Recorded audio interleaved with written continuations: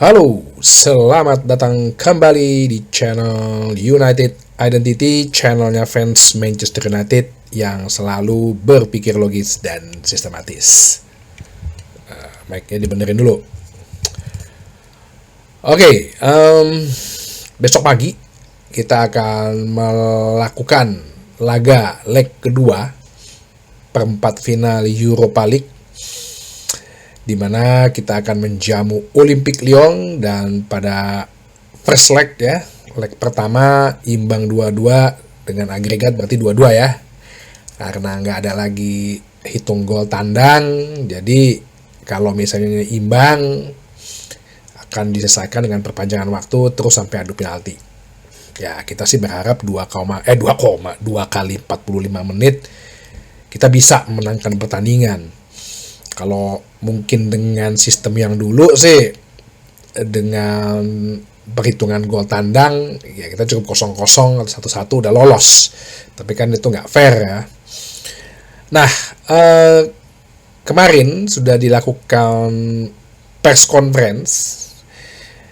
Ruben Amorim didampingin oleh Harry Maguire, yang dimana di press conference itu akhirnya ditegaskan bahwa besok yang akan bermain sebagai kiper di starter adalah Andre Onana. Ya, berarti kan hampir sama ya dengan apa yang gue prediksikan kemarin gitu, yang gue bilang secara logis sistematis. Ya menurut gue sih pasang aja Andre Onana gitu loh. Bukan masalah pribadi nih, dia memang ngeselin, banyak kesalahan, tapi dibandingin yang terburuk dia sih lebih baik ya, dibandingin Bayindir mau Tom Heaton. Jadi persis seperti yang gue bilang di episode sebelumnya, ya udah Ruben Amorim ya terjebak aja, pasrah aja gitu loh. Mungkin ini permasalahannya Andre Onana masalah mental ya kan, di kick sama Matic langsung jiper gitu kan, cyborgnya dia kalah. Makanya kemarin waktu lawan Newcastle disuruh istirahat dulu, ya cobalah lo bertemu sama keluarga lo ya, having fun with your family, having fun sama teman-teman biar fresh gitu otaknya. Dan faktanya begitu diganti ya Bayindir, ya seperti itulah levelnya juga.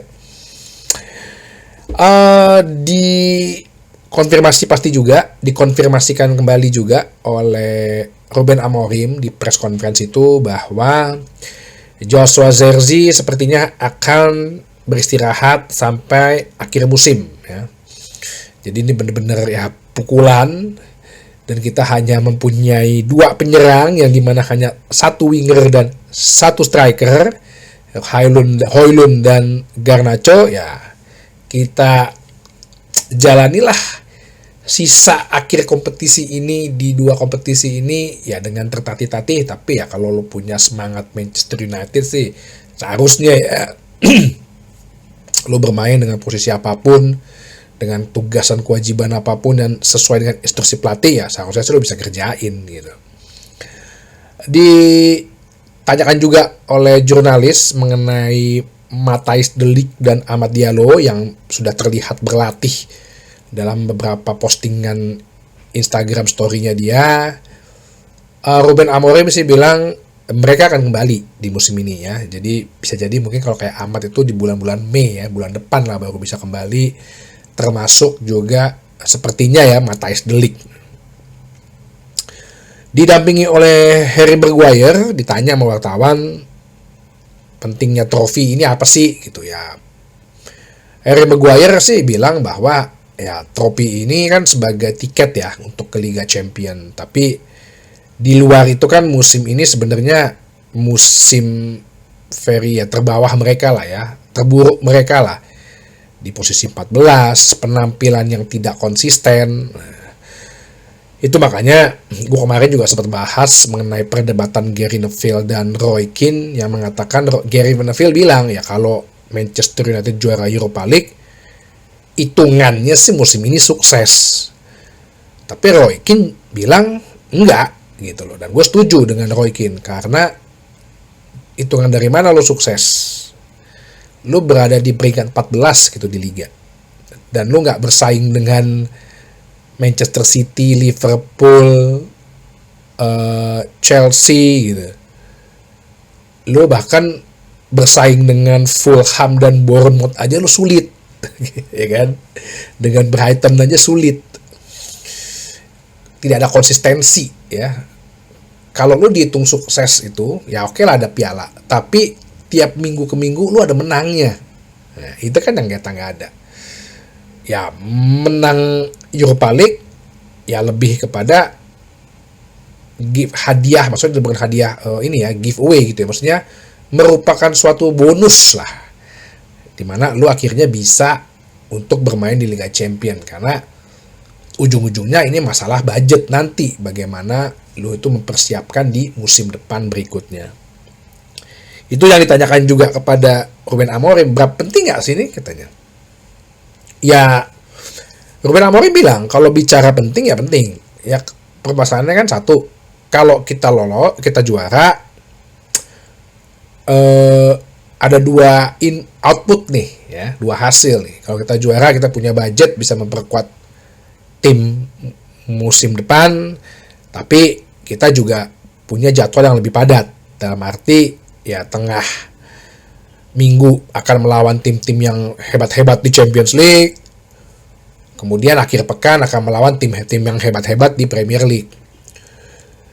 Tapi kalau misalnya kita nggak lolos pun, ya satu, kita punya budget akan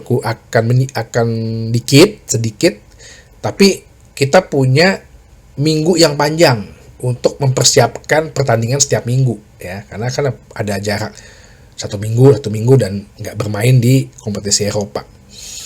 Nah, ini menurut Ruben Amorim ya hal yang punya dua output nih. Ya sebenarnya ini mengisyaratkan bahwa ya lu nggak mungkin di Ruben Amorim dipecat musim ini gitu loh. Bener-bener musim depan. Jadi dia merasa bahwa ya udah, kalau gue nggak lolos, ya gue dengan budget yang ada gue kerja nih. Ya, sama-sama dua-duanya punya pressure. Ya, karena pada kalau lo nggak masuk kompetisi Liga Champions, duit nggak ada, tapi kan lo punya waktu banyak nih. Nggak mungkin dong. Lo punya banyak waktu istirahat, punya banyak waktu untuk berlatih. Lo harusnya bisa konsisten dong. Nah, gitu kan. Tapi kalau lo nggak lolos Liga Champion, kalau lo lolos di Champion, lo punya budget banyak nih. Lo bakal bisa beli pemain-pemain bagus nih.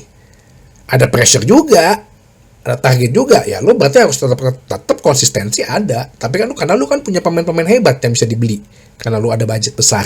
Nah, jadi dua hal ini ya menurut gua sih pertanda ya Ruben Amorim pasti akan dipertahankan musim depan gitu. Nah, ini yang menjadi topik utama di press conference, yaitu mengenai Andre Onana. Ini jurnalis ini korek terus,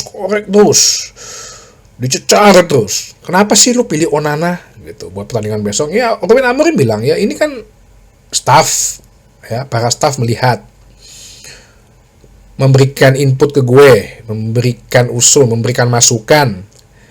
Kemudian gue rangkai dengan strategi, gue imajinasikan bagaimana kalau ini berjalan strateginya dengan Andre Onana. Ya semua itu ada langkah-langkahnya gitu loh. Terus ditanya lagi nih, lu nggak bahaya nih katanya kan, nggak bahaya nih. Nah, Onana kalau lagi begini nih keadaannya, ya Ruben Amorim kan bilang seperti apa yang secara logis sistematis juga yang gue bilang. Dalam setiap keputusan kan ada dua ya. Ada good hasilnya, bad hasilnya. Lu akan bisa menilai itu setelah ada hasilnya. Kalau besok Onana bermain bagus, ya berarti kan decision gue bagus, ya. Gue akan mengambil decision yang tepat, keputusan yang tepat. Tapi kalau ternyata sebaliknya, ya, dia nggak bagus, berarti lu semua akan menilai gue mengambil keputusan yang jelek. Ya. Terus masih dicecer lagi sama wartawan. Ya udah deh, gini deh, lu sebenarnya butuh kiper baru nggak sih? Amorim udah ngomong, ya kita itu improve ya dengan kondisi saat ini, dengan pemain-pemain yang ada, kita kan nggak mungkin ganti pemain semua dalam sekaligus. Dengan ketersediaan pemain yang ada, kita improve nih dengan sistem yang ada, kita sesuaikan dengan atribut mereka yang ada. kita buat supaya bisa bekerja sama sebagai tim. Masih ditanya lagi, lu nggak jawab pertanyaan gue, kata wartawannya. Sebenarnya lu ini nggak sih pengen beli kiper baru nggak sih? Sampai Amorim tuh udah apa ya, udah kesel gitu. Lu kan milih pertanyaan, ya gue milih jawaban. Jadi berarti ya lu kan nanya, ya kan? Lu mau nanya apa aja boleh. Ya gue mau jawab apa aja boleh dong. Sampai udah ngomong gitu tuh si Ruben Amorim itu. Si Jamie Jackson ini wartawannya namanya dari The Guardian yang nanya-nanya. Dia bilang bahwa ya di semua posisi itu pasti ada namanya analisa gitu loh. Ya, untuk saat ini sih gue mempercayakan André Onana. Udah jawaban gue itu, dia bilang. Terus sampai Harry Maguire pun ditanyain gitu, gimana lu main sama André Onana kiper lo ya. Harry Maguire bilang dia kiper yang bagus kok, dia menangi berbagai hal, memenangi berbagai piala, dia bisa bawa Inter Milan ke Champions League final. Ya kemungkinan Inter Milan nih sampai final juga nih kayak ini. Terus ya pemain itu ada ups and down-nya ya, dan kadang-kadang kita nggak tahu kapan waktu ups and down-nya itu, naik turunnya itu kapan. Tapi yang pasti sih André Onana adalah kiper yang sangat-sangat yang profesional, dia bilang, dan dia senang bekerja sama dengan André Onana. Ya itulah ya wartawannya. Karena nggak ada isu lain, ya isu André Onana inilah yang diungkit-ungkit. Ya sekarang kalau Omar Ruben tanya, lu butuh kiper baru, ya masa dia ngomong iya gue butuh kiper baru, ya ngapain gue ngejatuhin mentalnya Onana dong. Ya kadang-kadang ya itu dah wartawan yang sengaja, ya bisa aja sih fans tuh kemakan gitu. Ntar di apa namanya, kalau dia salah jawab kan para akun-akun yang bersuara AI itu yang skenarionya kayak bagus banget itu kan ngomong kan, Ruben Amorim tidak percaya lagi terhadap André Onana, bahkan dia membutuhkan kiper baru untuk segera didatangkan di Manchester itu kan. Ya, gitu itu lo percaya tuh ya, padahal AI itu yang ngomong tuh, narasinya aja ngaco gitu. Nah nggak mungkin kan Amorim bilang iya gue butuh kiper baru. Ya akhir musim belum selesai, even pun dia butuh pun dia nggak akan ngomong ke lo gitu loh. Ya pertandingan besok sih menurut gue ya wajib menang ya dalam 2 kali 45 menit gitu loh. Dengan beberapa orang yang nggak ada tapi sudah ada beberapa yang balik, gue berharap sih ada perubahan, satu khususnya di lini serang ya. Jadi kalau pikiran gue khusus pemain ya kiper André Onana ya udah dikonfirmasi, 3 backnya pasti gue yakin nih, back tengah kanan Mazraoui, back tengah kiri Yoro, back tengah-tengahnya si Harry Maguire. Nah 4-nya nih ya, 4 depan ya 3-4-3. 2 gelandangnya tengahnya Bruno Fernandes dan Ugarte biar lebih kreatif serangan itu dibangun. Wingback kanannya Diogo Dalot. Nah coba deh, kemarin kan gue bilang wingback kirinya coba deh Luke Shaw ya, biar ada tuh crossingannya Luke Shaw gitu. Mungkin Dorgu lagi nggak mood juga mainnya gitu kan, ada turun naik turunnya ya. Coba deh mainin Luke Shaw deh. Apa iya dia bakal cedera lagi ya? Udah mau Piala Dunia nih, dia biasanya kan setiap turnamen sehat tuh. Terus 3 depannya ya kita pasti akan pasang si Garnacho. Karena Zerzi nggak ada, Eriksen kayaknya nggak bisa diharapin, ya udah pasang deh langsung dari awal Mason Mount. Ya. Ini kan udah menit bermainnya udah semakin banyak nih. Kemarin kan udah main terakhir 15 menit, terus 30 menit. Ya seharusnya sih ya udah mainin aja dari awal gitu loh. Kalau kita bisa colong 1 gol ya at least setidaknya babak kedua kita bisa tarik dia gitu loh, supaya nggak terlalu dipaksain. Pasang aja Mason Mount dari awal dengan strikernya Rasmus Højlund. Gue berharap sih kita bisa curi gol dulu. Karena kenapa gue nggak milih pemain-pemain yang lebih bertahan ya, gue milih kita harus mengambil inisiatif menyerang ya, dan punya pemain-pemain kayak Ugarte yang bisa motong kalau si Lyon ini bikin serangan balik. Pasti Lyon ini kan akan 30 menit, 15 menit pertama, 30 menit itu kan akan menggebu-gebu nih. Pasti dia akan high press nih. Pasti dia akan high press. Dengan harapan ya Onana bikin kesalahan, gue colong gol. Makanya gue bilang kita harus ambil ball possession dari awal. Ya. Ambil ball possession dari awal, setidaknya kita bisa cetak gol. Kalau kita kebobolan dulu, agak berat. Ya, sebabnya kenapa? Ya biasalah kalau udah kebobolan, ya lah pihak lawan kan langsung deh gaya pragmatis parkir bus kan dipraktekin tuh, dilakukan tuh. Yang pura-pura jatuh lah, guling-guling, dipegang dikit jatuh lah gitu kan, minta-minta kartu. Nah, udah pastilah mancing-mancing emosi. Jadi saran gue sih jangan sampai kita kebobolan dulu. Ya 2-0 lah kalau bisa menang lah. Biar aman gitu, dan Onana clean sheet lah. Oh yalah Onana, lu udah didukung nih sama para fans nih. Oke, kita tonton aja nanti sama-sama. Sampai ketemu lagi di bahasan berikutnya di channel United Identity, channelnya fans Manchester United yang selalu berpikir logis dan sistematis. Terima kasih.